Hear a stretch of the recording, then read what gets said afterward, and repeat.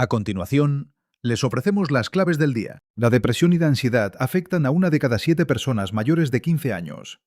En sanidad, huelga de médicos en Aragón el 14 y 15 de enero por el nuevo Estatuto Marco.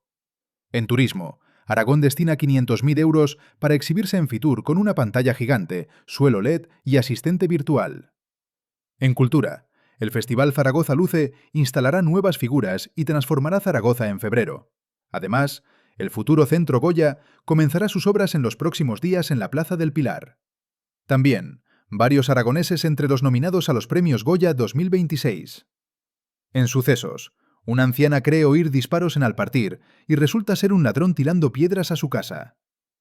En deportes, primera salida del Real Zaragoza. El central Cosa se marcha a Eslovaquia.